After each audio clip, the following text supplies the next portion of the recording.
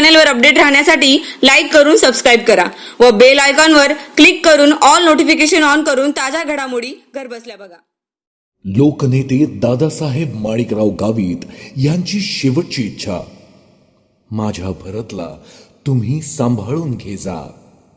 माझ्यावर प्रेम करणारे नंदुरबार जिल्ह्यातील व नवापूर तालुक्यातील जनतेला मला काहीतरी सांगायचे आहे। मी तुमचा माणिकराव दादा। मी आजपर्यंत तुमच्याकडून काहीच मागितले नाही।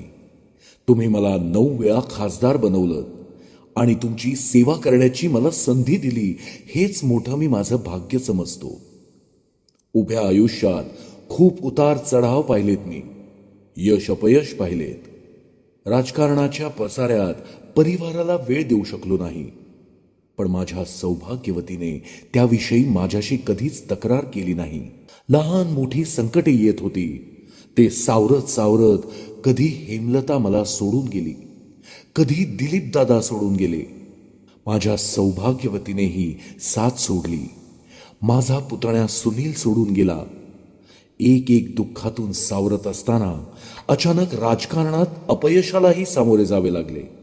पण अशा परिस्थितीत मला माझ्या भरतने सावरले। कधीच मला काही त्रास होऊ दिला नाही।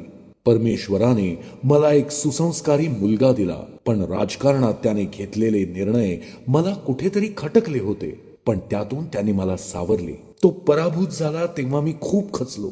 लोकांनी मला लोकसभेत नाकारले, तेही मी मान्य केलं, पण मुलाला 2019च्या विधानसभेत नाकारलं, हेच जास्त मनाला खटकलं। पण शेवटी मतदार राजाने दिलेला कौल मान्य करत जसे तसे दिवस काढत होतो। शरीराने खचत होतो। मध्येच जयश्रीच्या मुलाचे अचानक आमच्यातून निघून जाणे, त्यावेळेस मी परमेश्वराकडे तक्रार करायचो। राजकीय सामाजिक जीवनात मी आणि माझ्या परिवाराच्या हातून कधीच कोणाचे वाईट झाले नाही, तरी देखील माझ्या जीवनातच एवढी मोठी संकटे का येत आहेत, अशी तक्रार मी सतत परमेश्वराला करायचो।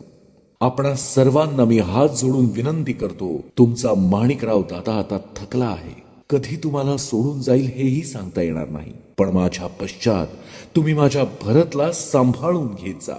तो मी नसल्यावर पूर्णपणे एकटा पडेल। त्याला राजकारणात त्याने जे स्वप्न पाहिले आहे ते पूर्ण करण्यासाठी तुम्ही सगळ्यांनी त्याला मदत करायची आहे।